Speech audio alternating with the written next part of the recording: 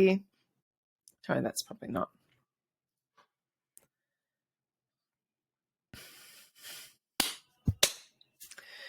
Hello and welcome to episode 80 of the Let's Talk Thyroid podcast. This is the final episode for 2022. I'm your host, Annabel Bateman, and if you've been listening to this podcast for a while, you will know that we talk about all things thyroid from a practical and positive perspective. If this is the first time you've listened, I'm really thrilled that you have joined the Let's Talk Thyroid community. Stay tuned because you'll get a bit of a reflection of what we've covered over the last 12 months and what to look forward to after the Christmas break. I am taking about a month off from mid-December to mid-January. Feel like I really need a break this year, so definitely having a break. But there's so many, there's 80 episodes you can go back and listen to covering a very broad range of topics. So my plan for this episode is to give you a wrap-up on the podcast of what's happened over the last 12 months. A bit of a Let's Talk Thyroid general, wrap-up, so a bit beyond the podcast. What else have I been doing, and what else is out there for you to help you in your thyroid journey? I'll give you a bit of my personal wrap-up, a little bit of insight into my own personal thyroid story over the last 12 months. And I want to cast a vision for what's yet to come for 2023 and beyond for the podcast, for all things Let's Talk Thyroid, because I feel like we're just beginning to scratch the surface. So first up, the Let's Talk Thyroid podcast, depending on how long you've been listening for, I just want to give you a brief history. So it started in June 2020. Hold on, now I've lost it. June 2020. I started the podcast. We're now, as I said, up to episode 80. For that first year, that first 6 months, I put out an episode every week. But for the last 2 years, I've been putting out an episode every second week. So every second Thursday, in case you're looking for a pattern, it is every second Thursday. And really the only break, I think I might have dropped 1 week right around when the book launch was coming out. I am about to take a month's break from mid-December to mid-January. There'll be no new episodes in that time. This will be the last one until mid-January. But otherwise, it's every second Thursday. So just think Thyroid Thursday, and you'll know exactly when they're released. So actually, there's 24 episodes that have come out this year, which sort of fits with that roughly every second week. I've also been a guest on a few other podcasts, which has been really lovely. And there's a few that I've recorded with other people that haven't come out yet. So I will share all of those in the socials and in email when they come out. But it's been really nice to be on the other side. It's actually been a bit strange being on the other side of the interview process. I've got to say, generally, whilst I'm happy to share my story and happy to talk, I think I do feel more comfortable being on the question asking side rather than the question answering side, but very happy to spread the Let's Talk Thyroid message, particularly wanting to get information about my book out there to a broader range of thyroid people all around the world. So that has been a real honor and a privilege to be on a few other podcasts. Some podcasts that hosts that have been on my show, some not. So that's been a different experience for me this year. But to give you a bit of an idea, like if you've really only just started listening fairly recently to the Let's Talk Thyroid podcast, I'll say firstly, if you're fairly new in your thyroid journey, it is worth going back to the very beginning. I know once you get to 80 episodes, I know with a podcast, I don't go back to their first episodes, but I have had feedback from a number of you saying that you found it helpful to go back to the beginning. Now, you don't have to listen to every single episode, but if you listen to the first kind of 10 to 15, you'll sort of get a bit of a feel for the foundations of, I guess, my approach to thyroid health. There's a lot of interviews in there too, but you'll get a foundation for how do you know if you've got a thyroid problem? How do you treat it from a diet and lifestyle perspective alongside medication if you need it? There's just some core basic topics in those sort of, first 10 to 15-ish episodes. So I do want to say that.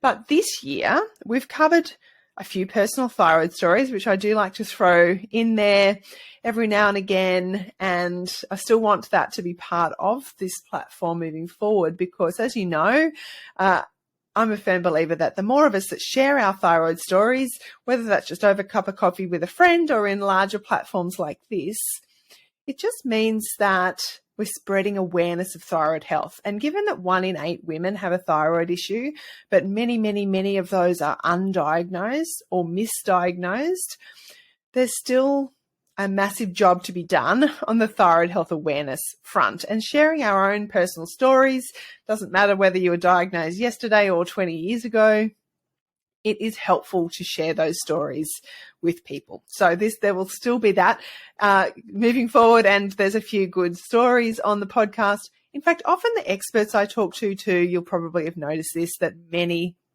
I would go so far as to say most, have their own thyroid stories as well. And that's often what's led them to dig deeper into their own thyroid health management and then being able to help other people too.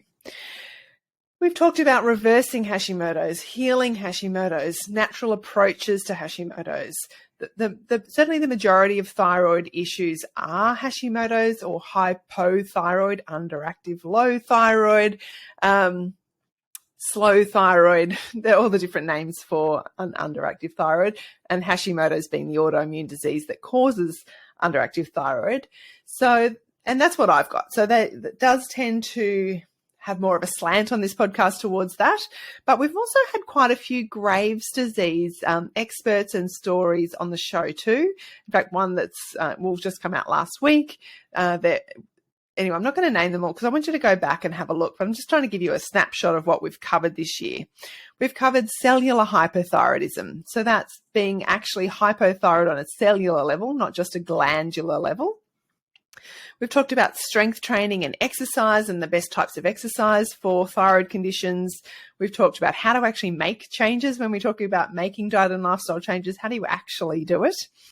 We've talked hormones. We've talked thyroid conditions as they present in children and teenagers and how to help our kids manage them if they've got thyroid health issues.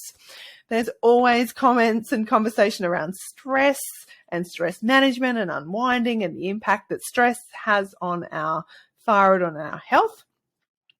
We've talked sleep, the importance of sleep. We've kind of really just touched the surface on that. We've talked about alcohol and how alcohol impacts our thyroid health, which might be worth a listen just before Christmas, just putting it out there, even just to be aware that it can be a problem for many of us with thyroid conditions. We've talked about stem cell therapy and perhaps a future. What could the future look like for thyroid health? We've talked about understanding blood tests and, when we're looking at those TSH, T3, reverse T3, how do we make sense of all of that? We've talked about the debacle that is the way that mainstream Western medicine approaches thyroid health. We've talked about fertility and infertility and, falling pregnant with Hashimoto's. We've talked about gut health and the impact that has on our thyroid. We've talked about dieting. We've talked about weight loss. So we've probably covered lots and lots of other things, but they are the things that, they're the core topics that we've covered this year. So I think that's we've covered a pretty broad range. But we've got more to come, and I'm going to tell you about that in a minute. But I want to give you, actually, I'll tell you now. So looking ahead for the podcast, just so you know what's coming up, I've actually already got recorded an interview with Scott A. Johnson, who is an incredible essential oil and natural health expert. He's all over the research. He's just written a book about natural solutions for thyroid health, but we really dive into essential oils for thyroid. So that will come out in January. I've got lined up an interview with Olivia Haas around gallbladder health. Very, very common to have issues with gallbladder. And when you've got a thyroid condition, I've had my gallbladder removed, as I know a lot of you have. And so I've been really wanting to talk to someone about this in depth for quite some time. So I'm looking forward to that interview. So that will be out early 2023.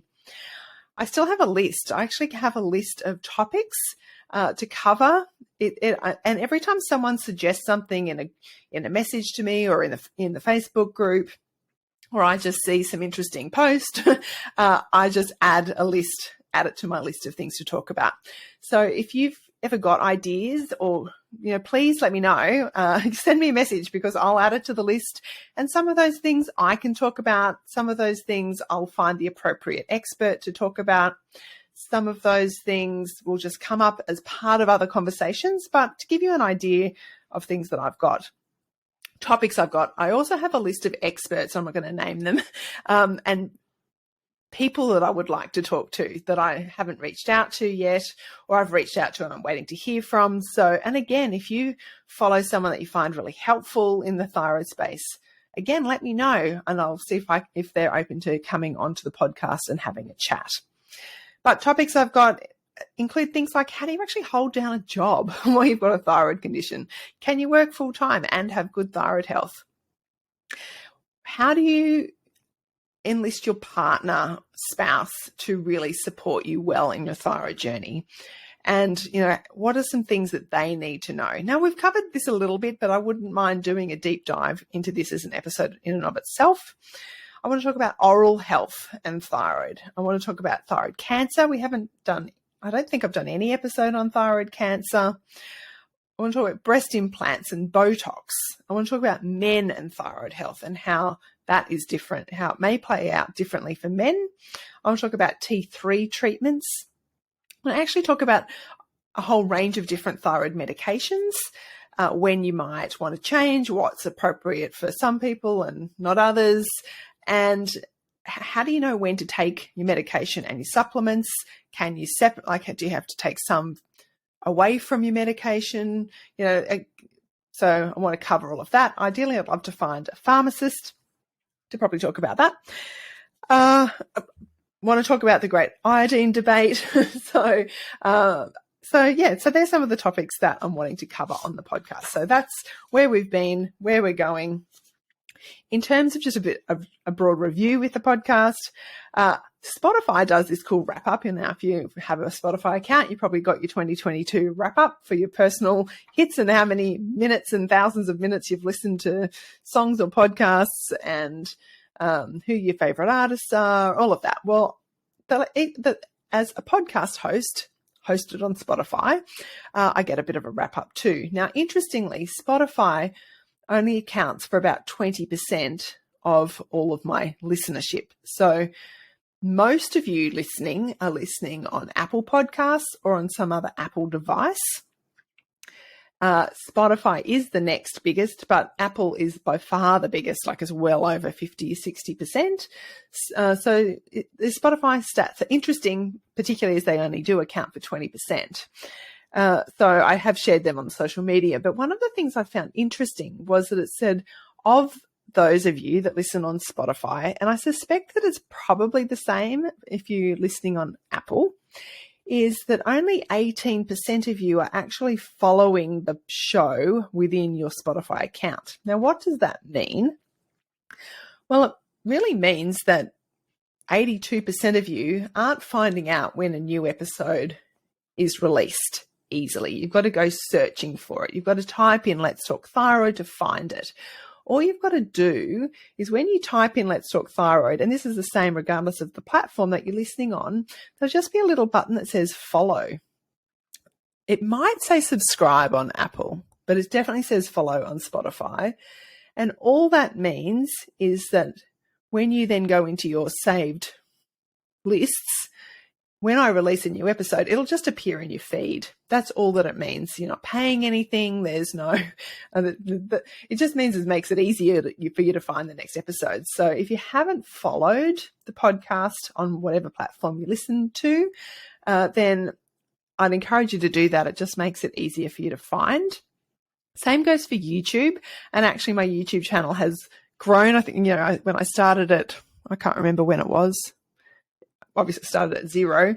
I think, I'm up to a massive 200 and something subscribers. So my kids think it's a joke still, but that is growing. And if you're watching on YouTube, again, just hit the subscribe button and the bell to notify. Again, that just means when you go into your subscription list, or the channels that you follow, you'll see when I release a new video. That's all that it means. Now, as of the 6th of December, which is today, the date I'm recording this year we've had 22,757 downloads across all platforms, which is a bit over half of the total listens. So that just means that, to me, it means that the podcast is growing, that more and more people, and I can see it on my back end on the stats. So thank you to all of you who listen. Thank you to those who share the podcast, whether it's, sending a link to a friend or sharing it on social media or just telling a friend about it. This is my opportunity to say thank you. I know in all the episodes I ask you to do that, so I want to say thank you very much to those of you who do. It really does. It helps, just really does help the message, particularly as the social media platforms, Facebook and Instagram, that they're the social media platforms that I use on a regular basis, really don't, the algorithms are not very friendly to health information. So every interaction really does go a long way to help spreading this message. So I want to thank you, for anyone that does that as well. It is a weird space, that social media, and the podcasting's interesting. Like, I'm sitting here in my office or by myself, talking into my computer, into the microphone, but knowing that many, many, many, many of you are listening. And social media is a bit like that too. Like, I create images and write content and stick it out there, and I know people see things that don't engage, and that's okay, but it does mean that it gets shown to less and less people. So moving forward, I'm going to spend a bit more time next year creating content on platforms where it really lasts and it becomes a search engine, like YouTube, like the podcast, and like my website. The social media content, whilst I'm largely pulling things out of these podcast episodes for that content, it just gets buried. And it's just, there's a lot of time and effort, I guess, that goes into it. So what I'm wanting to do moving forward in 2023 is create content on platforms that it's just easy for people to find down the track. So if in 3 years' time you're really interested in gallbladder and thyroid health, then you'll be able to search for that, and it will probably come up in a search term because it's on YouTube or it's on my website or it's on a podcast platform. But it probably won't come up on Instagram or Facebook because that's just the way of social media. So I'll still be there, still be on social media, but I'm just going to put more energy into those platforms that, it's going to be easier to find the content in the longer term. Now, in general, so that was my podcast wrap up, and really kind of looking forward as to where the podcast's going. While we're talking about where the podcast is going, my plan is, my thoughts are, and I will spend more time in January really reflecting on this, but alongside with that, creating content shared on platforms that it lasts longer in that sense, is what I'm thinking I'm going to do is I'll keep the longer form interview style podcast episodes going. I've got, as I said before, lots of topics, lots of people to talk to, and I probably will keep that every second week, every second Thursday schedule for that. But interspersed with that, what I'm thinking of doing is some short, super practical episodes that will be very YouTube friendly, and obviously I'll share them on other platforms too, but they'll just be short and be really practical. So it may even involve a few bit more visual things. I'm not sure where that's going to go yet, but I do want to do some shorter things.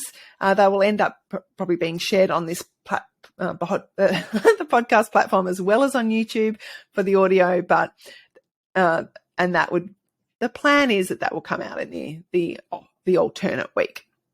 But we'll see where my reflections in January really end up with that landing. Just checking my notes. Other thing for the podcast is I've been playing around a little bit. I don't know if you've noticed the last couple of episodes with some different ways of introducing the podcast, whether I just go straight in, whether there's music. So I just probably want to refine that. It's been 2.5 years. I probably need to record a new intro, outro. I've been asking my 19-year-old music student to write me a jingle for my podcast now for about 2.5 years, and he's yet to do that. So whether I keep the same music or not, I don't know. It just feels like it needs a bit of a refresh. So yeah, you might find next year there's a slightly new intro or outro or music, just to give the show a bit of a refresh, and maybe even some new podcast art, as in that means that the logo for the podcast might be updated too. But beyond the podcast, for those of you who want a bit of an idea of what else I've been doing in the Let's Talk Thyroid space, you will know that earlier in the year, back in, I think it's March, I launched my book, which at the time was called Kiss and Make Up With Your Thyroid. And I've got to say, I think I've had a bit of a, it had a bit of a title crisis a few months after that. I renamed it to Let's Talk Thyroid, Positive and Practical Thyroid Help. Because, well, for a few reasons. One, to bring it in line with the podcast and make it just simpler to find and talk about. And two, I think it simplifies what it's actually about. Although the Kiss and Make Up With Your Thyroid is that mindset, holistic, long-term approach, and really making peace, I guess, with having a thyroid condition. None of the content has changed. I just went through a name change, bit of a, maybe it wasn't, could hardly even call it a midlife crisis, but it only just come out. But, and I've played around on Amazon with a couple of different book covers, because that Amazon is largely where I'm selling it. It is also available through my website directly. I had a number of copies printed locally when I launched, and I've still got some of those copies left, which are under the original title and cover. But if you're buying a copy from anywhere else around the world other than Australia or New Zealand, it's still cheaper to buy it through me. But if you're buying it through Amazon anywhere around the world, I have played around with a couple of different covers, because you can do that on Amazon, and it's the cover that gets people's attention. So I'm not a graphic designer or a book designer. I'm just a passionate person trying to spread a word about thyroid health. So I don't really want it to be confusing. I'm just letting you know that there has been a bit of trial and error, I guess, with the different cover. But the content from the book has all been the same. So, you know, I think it's been slow and steady trying to, get the message out there about the book across the globe.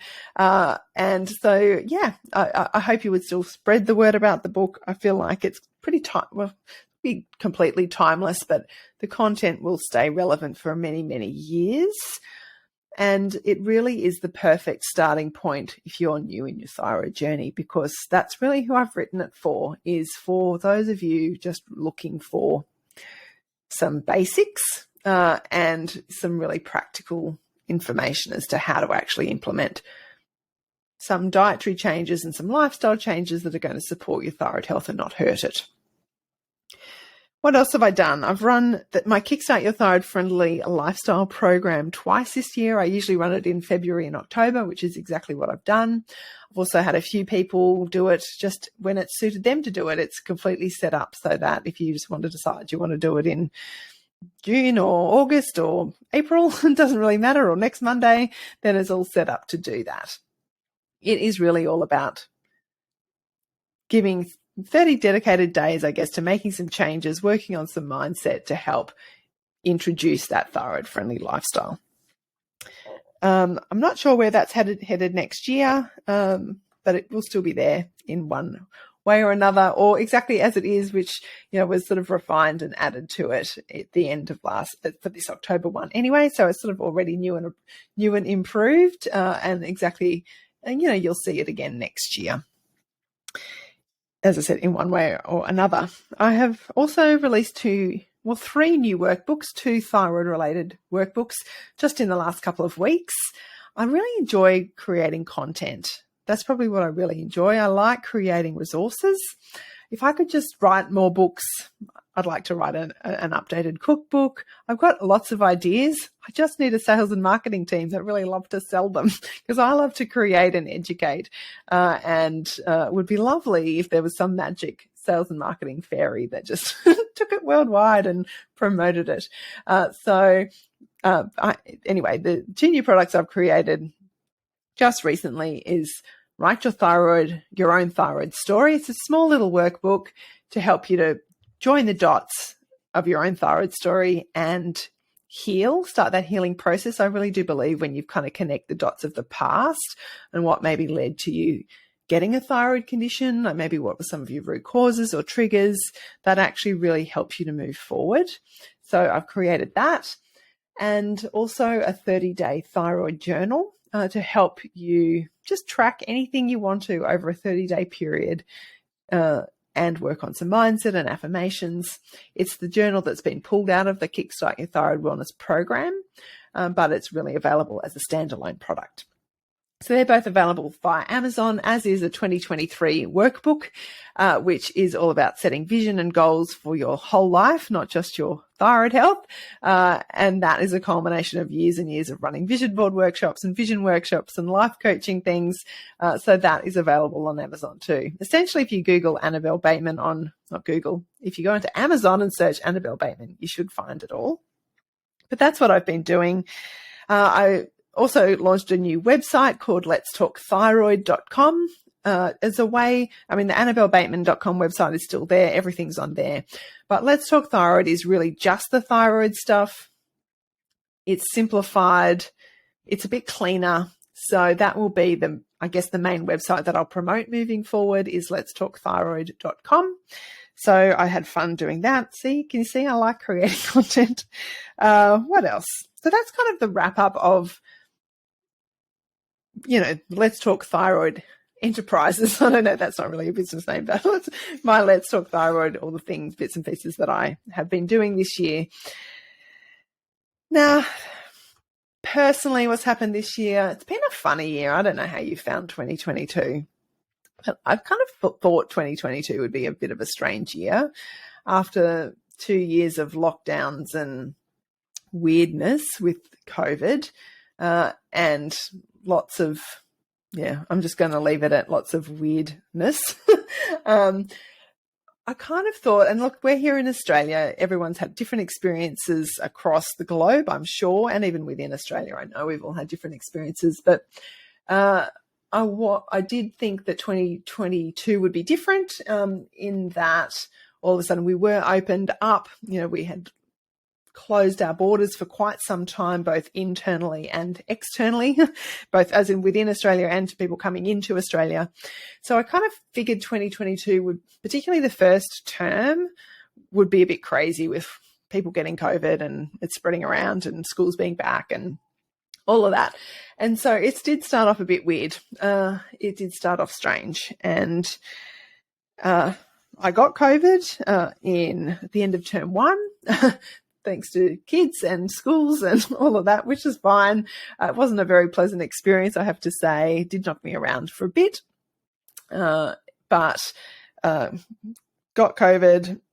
What else happened? That first half of the year was really busy, and I think that set me up for the second half of the year being a little bit all over the place with my thyroid health. So there was all the kind of weirdness with COVID and restrictions and lockouts and stuff like that. Getting COVID, kids were being back at school, that was fine. I was involved in a political, campaigning for a local, we had a federal election here in May, so I was involved in a political campaign for that. And that took up that was different. I've never done that before. I did lots of standing on the side of the road, waving placards, which again, I've never done before. I'm not sure if I'm super keen to do it again, but I felt like I wanted to stand up for what I believed in and didn't want to just be a complainer. I wanted to be part of a solution, not just part of a problem. So that was a really interesting experience. It was certainly kind of didn't quite go the way that we were hoping, but it was look, in some ways it was fun. It was really intense. it sort of added to the beginning of the year just being crazy, and then with the book launch and book launch party. So by the time I got to kind of the middle of the year, it had been a big year.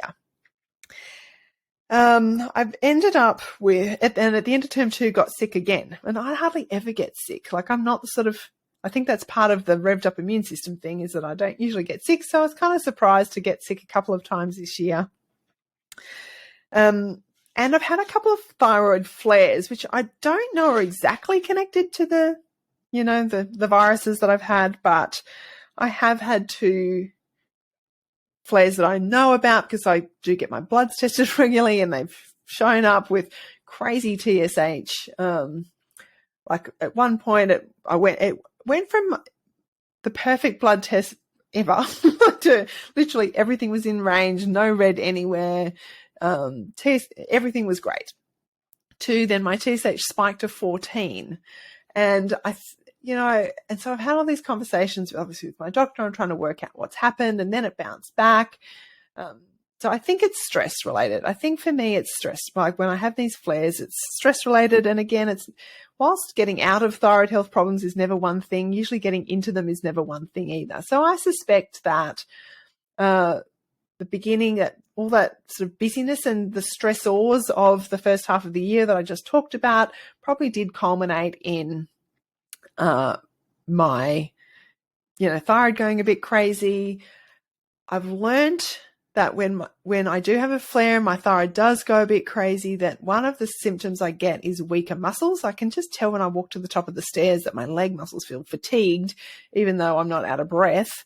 And it's just like one flight of stairs. And so I do think, like back in August, then I had a back spasm that I was very painful and very debilitating for a number of weeks, just could hardly move without setting off more spasms.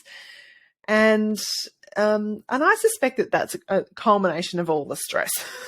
And then maybe the thyroid going funny, muscle fatigue, doing more weight-bearing exercise, which I'm really am convinced is the way forward for me and for many of us, probably most of us, particularly if you're my age, like mid to late 40s and older, as we do need to be doing strength-based training. I just think I'd probably been pushing it a little bit hard, and combined with the other stresses that, anyway, see, it's like never one thing.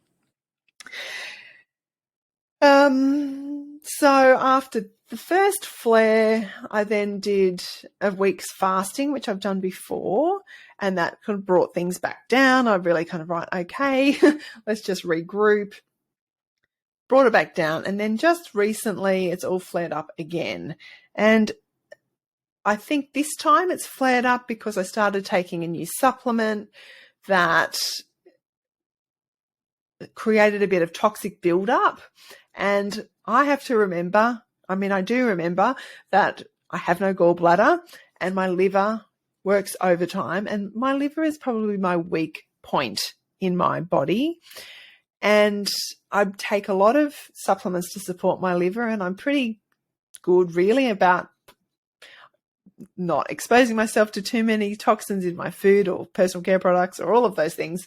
But the reality is my detox pathways are under strain. And so this new supplement that I tried, I probably just went too hard, too fast. And I felt really great for the first month. And then the last month or so, not as great. And my doctor and I think it's probably a bit of toxic overload, in that it was kind of killing off bad gut bacteria and reducing toxins or releasing toxins in my body, but then they're getting built up and not able to kind of get out. So it's like, I feel like I am, just so you know, I am in this thyroid journey with you. It is frustrating. It's up and down. I do definitely feel more emotional when I'm in a flare, more anxious, more teary, weaker muscles. So, and I get frustrated because I think, oh my gosh, I spend so much time and effort, and I talk and teach and talk to you all about thyroid-friendly lifestyle and making all these changes. And it would be really lovely. I feel like, whilst I know there's no such thing as health perfection, and I've kind of stopped myself I try to stop myself from kind of seeking this health perfection. There's still a part of me that wants it, and I think I deserve it because I put in so much effort. And I'm sure you probably feel like that sometimes too.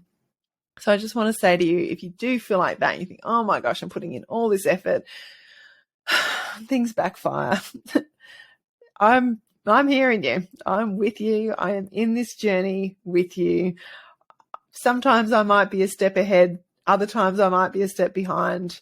And other times we're probably just walking along the journey at about the same pace, heading off in our own little different directions. And that's part of the journey, is that it does take us down different pathways. It is up and down. It does loop back around. Sometimes it is 2 steps forward, 1 step back, or 1 step forward and 2 steps back. I think that's just part of it, and part of what I've learned in this last 6 months, or am learning, given I feel like I'm still right in the middle of this, is I need holidays. And with the last few years of COVID, haven't really had much of a break. So this year, haven't really had a break at all. We are about to go away before Christmas, which is lovely. Look, there's been a few weekends here and there, but I do like a good couple of weeks holiday at a time to really get out of the groove, out of the normal groove. I like to travel. I like experiencing different cultures. Haven't really had the chance to do that, and I know that's it's a first world problem. I've been incredibly privileged to have been able to do lots of travel, but I think I've just like that. Having nothing much to look forward to in that sense has probably impacted me more than I realise it has. So looking forward to getting to Sydney for Christmas and catching up with all my family, which would be lovely. We have planned a holiday to Japan over Easter, so that is something to look forward to. I also haven't been doing as many jigsaw puzzles this year, and that is something that normally when I'm stressed I do, but I just haven't had them out. I think we had floorboards needed, our whole downstairs area needed flooded in the February floods, which is probably part of the contributing factors of the stress too. And then Lee ended up with foot surgery and was in crutches for a long time. And, there's, like I said, always things.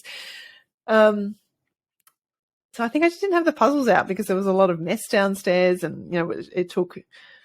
The floorboards were only replaced a month or two ago, so some of those things that I do to unwind, I haven't done this year, and I guess I've paid the price for that. And so that's a good reminder to me that when I am busy and there's a lot going on, I still do need to actually do that unwinding. And for me, jigsaw puzzles is it's kind of an easy way to unwind because I feel like I'm still doing something. So I can see puzzles on my horizon. What else has happened? I know we're nearly there. So yeah, that's just that physical thing. But I think in amongst that, I have really enjoyed doing my kettlebell workouts. Like I've done Emily Kybird's Thyroid Strong program.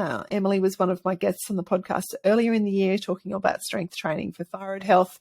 And I've done her program. I've now done it about 3 times because,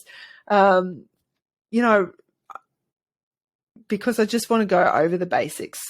And then I did move on a bit. And I think, so somewhere in there I hurt my back, obviously. But I've gone back to it now. I've now nearly finished kind of going back and doing the 6-week program again, faced my fears of doing weights after my back, while I've been recovering. But my local chiropractor, has been very encouraging of how important it is to face those fears and to get back into doing safe, strength-based exercise and to move, just to keep movement going. So I've twice hit a 100-day walking streak. I've got, I don't know if you can see, if you're on YouTube, you can see I've got a Garmin watch that records my steps. I have a step target. It's not high. It's currently 5,800, which is not high. I know the recommended benefits of walking is about 8,000 steps a day. But what I've found, and I've talked about this on my Instagram stories, is because the target is low compared to that, it's sort of achievable, but I do actually have to physically go out for a deliberate walk most days, because mostly if I'm here at home creating content, then I do have to make a deliberate effort to go for a walk, even to hit that 5,800. But if it was 8,000, I probably wouldn't hit it all that often, and then it would be a demotivator. So it's been a real motivation for me to build those streaks up.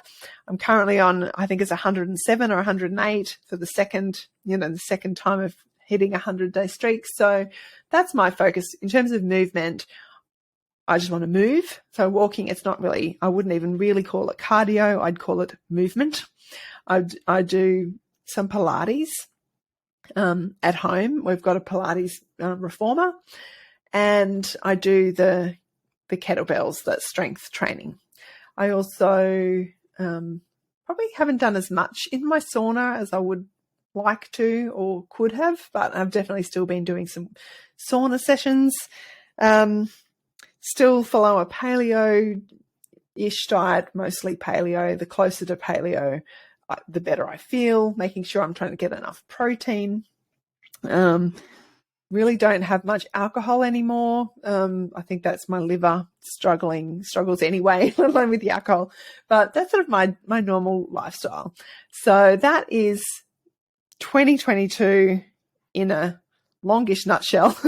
But I hope that I just wanted to give you a bit of an insight into me, and it's not quite all of my life, but it's just me and my thyroid story along the way, which I know you get little bits of in the different podcast episodes, but that's the podcast, all the Let's Talk Thyroid things, my personal thyroid story. And I'm really looking forward to 2023 after coming back, having a break. And I hope you enjoy a good break as well. I hope you have, I hope that you're able to reflect on 2022 too. I do highly recommend that you reflect on 2022. Just go back. Literally before I did this, I just started making notes. I flicked back through my diary just to see what have I actually done. And I'll do that in more detail in January. I'll work through my own vision workbook that I created. I'm doing a vision board workshop at the end of January. So I'll have worked through all of this too. And I do like to have a word for the year. I don't know what my word for 2023 is yet. My word for 2022 has been release, which in part was about releasing the book. I think it's also a lot about releasing expectation, releasing control, just release. So I think I'm definitely a work in progress, as we all are. But reflecting back on this year, if you can take some time to do that over maybe the New Year period, so that you can start to then dream about 2023. And in this health context, what are your dreams for 2023? Like where do you want to see in 12 months' time? Where do you want your health to be at? How do you want to feel? What do you want to have done? How do you have you wanted to approach your mindset and your unwinding and your food and your mindset and the way you expose yourself to toxins? Like how do you want to be at the end of 12 months? I hope you can take some time over the Christmas, New Year period to reflect on those things, to have a bit of just actually write things down. It really makes a very big difference to just make notes. No one else ever has to see them, but it is clarifying to do that. So wishing you a very, very joyful Christmas. I really pray that it is a peaceful season for you, that it is a joyful season, that it is a time when you can celebrate with family and friends. And I want to thank you for being part of my community, and I look forward to being back with you in about a month's time. Bye.